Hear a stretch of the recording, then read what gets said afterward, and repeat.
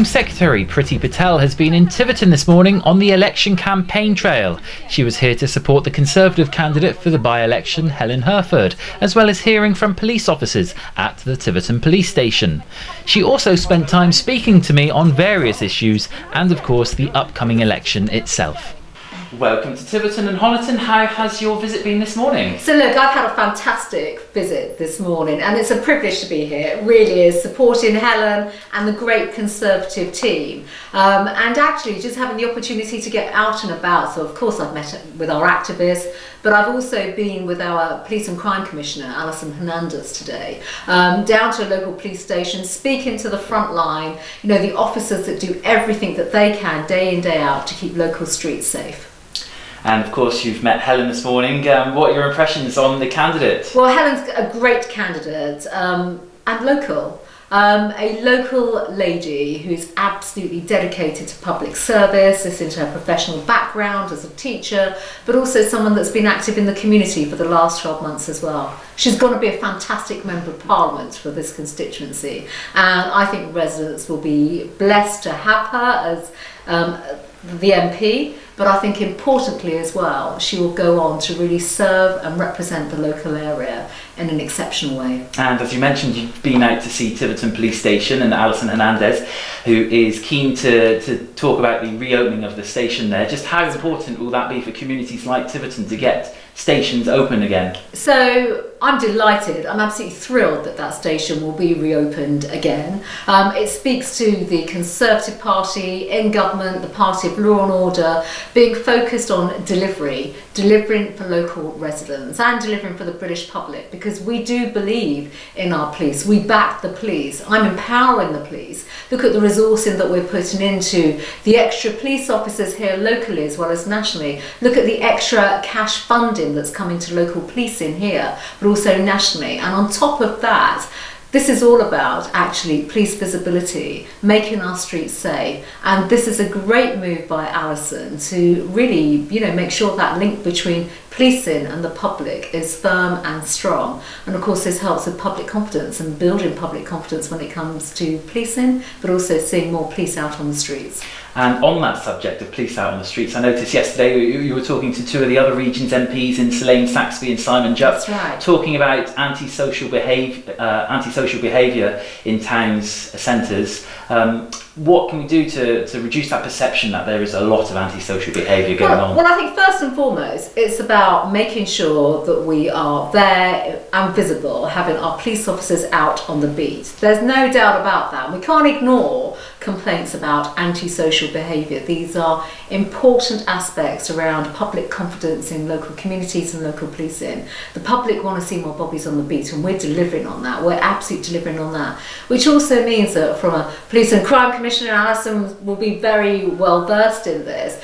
She will look at how resources are being allocated locally, officers' time working with the Chief Constable, and it's important that all areas actually get their share of visible police officers, and actually those officers are then out within the community, not just on patrol but going into schools, meeting local community groups and meeting local community representatives. We're seeing that once again actually around the country. Neighbourhood teams are back, rural teams are back, town teams are back, and it's by having those local community policing teams we can absolutely make sure that we clamp down on antisocial behaviour, local pockets where public amenities are just feeling uncomfortable or perhaps even unsafe, and we can do much more working together locally to make our streets and our communities safe.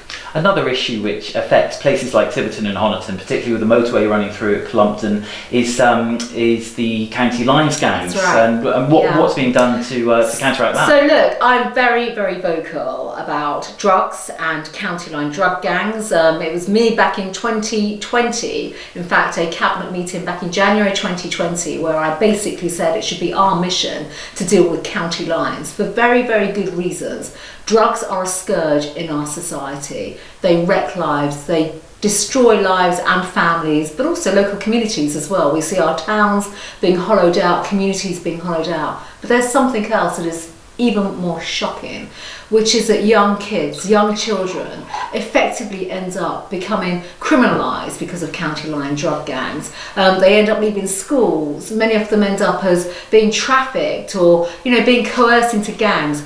We want to break that. We want to tackle that head on. So far our work nationally has led to 1,500 county lines being shut down.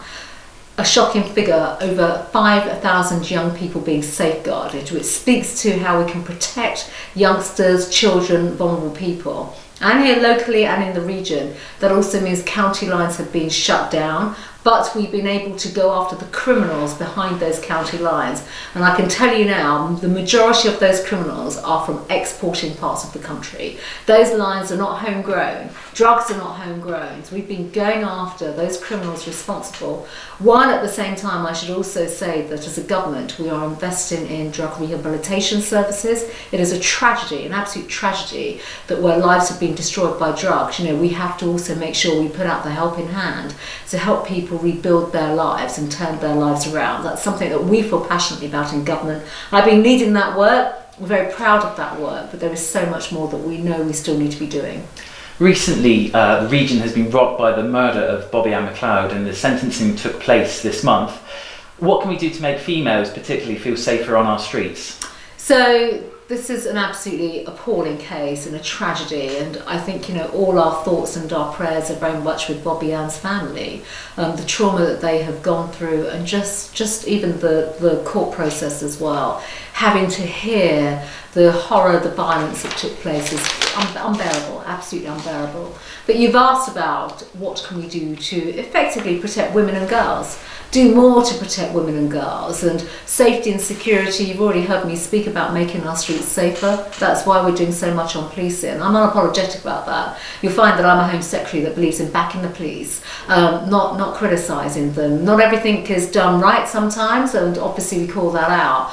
But actually when it comes to violence against women and girls, domestic abuse, there is a great deal of work taking place. We now have a Domestic Abuse Act of Parliament that will change the way cases around domestic abuse, protection of women, girls, children, families are treated. But also our work on violence against women and girls is all about greater protection. So dealing with the perpetrators, the culprits, the people that actually perpetrate these appalling crimes. Yes, we are going after them, but we also have to do much more to understand perpetrator behaviour, which is terrible. There are no excuses for this, but some of the societal aspects around this, but even some of the behaviours that could sometimes be deemed as low level. That's an appalling phrase to use, but low level, and they could then escalate into greater violence. So there's a huge amount of work taking place there. One final point to make though. For the first time ever, we have appointed a chief constable nationwide to oversee everything to do with violence against women and girls, and that also includes domestic abuse. I believe that this issue should be on parity with some of the other criminal issues, serious violence, even counter-terrorism. That is why we have a national policing lead. Across policing, we're raising the bar. We want consistency across the 43 police forces around the country, and I have a national policing board that holds policing to account on this very issue. So there is that. You mentioned that I met Selene yesterday. Selene has put in a bid to government for Safer Streets funding. That is on top of the money and resources that I'm putting in as Home Secretary, but even more money around safer streets. And I think it's measures like that that actually will help to protect women and girls and give them greater confidence that they should be able to live their lives freely without fear of intimidation or violent behaviour against them because they are a woman. On another note, obviously we've got the crisis in Ukraine, and we do have Ukrainian families living here and a lot of interest and a lot being done to support them. What are you doing to support those people in Ukraine at the moment who want to escape from the conflict? So first of all, this is a massive government effort. This isn't just one department. The whole of government is putting in huge resource around supporting Ukrainian nationals. So first and foremost, we're keeping them in the region. That is basically what the Ukrainian government has asked for. So we have a huge aid effort that goes into Poland, the Czech Republic, Moldova, all the border countries, because they are the ones providing protection to Ukrainian nationals that have been forced to flee their homes because of the barbarity of Putin's war. I mean, this conflict is actually still unimaginable and unthinkable in terms of the wider consequences, but actually the degrading treatment and the inhumanity that Putin is showing. So that has been our main effort. Alongside that, though, we have already brought to our country, supported 50,000 Ukrainian nationals to come to our country. That's unprecedented. In no period in our time or our history have so many nationals been able to come to our country in such a short period of time. And that at the same time, we've granted over 100,000 visas for Ukrainian nationals to come to our country. So the impact on this, I mean, you've mentioned this locally, we're welcoming and embracing families from Ukraine. Many of them are women and children. We're opening our homes, opening our arms to them and giving them the comfort and security that they need, knowing though that they will want to return home at some stage. And alongside that, of course, we're leading the way to actually look at how we can help to rebuild Ukraine. We can't just think of Ukraine as a war zone and a war-torn country right now. We believe in freedom and democracy. These are fundamental rights that we all believe in. I mean, as Conservatives, we believe in the freedom and liberty, personal freedom and liberty as well. We also want to support Ukraine to stand on its own 2 feet when the time is right and rebuild Ukraine, and that work is also taking place. Finally, what's your message to those voters going to the polls in Tiverton and Honiton on June the 23rd? So on June the 23rd, my message to voters locally is really clear. Vote for Helen. She's going to be an outstanding Member of Parliament and actually a true local woman that will represent you in Westminster.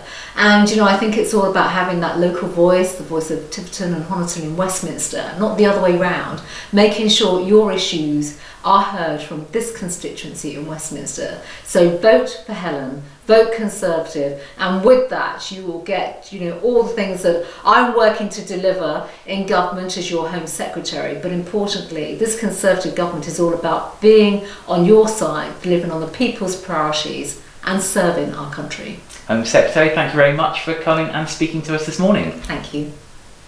How was it to have Priti Patel coming and backing your campaign this morning? Oh, it was fantastic to actually meet her and have her come down and support me in my campaign. And visiting the police station, Tiverton Police Station, which, hearing that great news that it's going to be open to the public soon, it's just fantastic. And this campaign is very 0 to 60 in very little time at all. How are you finding it? A whirlwind is probably the best way to describe it, but I'm getting such a fantastic response, especially being a local candidate, Honiton raised, taught all around the area. It's just been overwhelmingly supportive and just brilliant. What's your message to the voters heading to the polls on June the 23rd? We are not taking this for granted. I need your vote. Please come out and vote. We are not just presuming we're going to walk away with this. I am your candidate. I am your local candidate. I will fight for this area because I understand this area.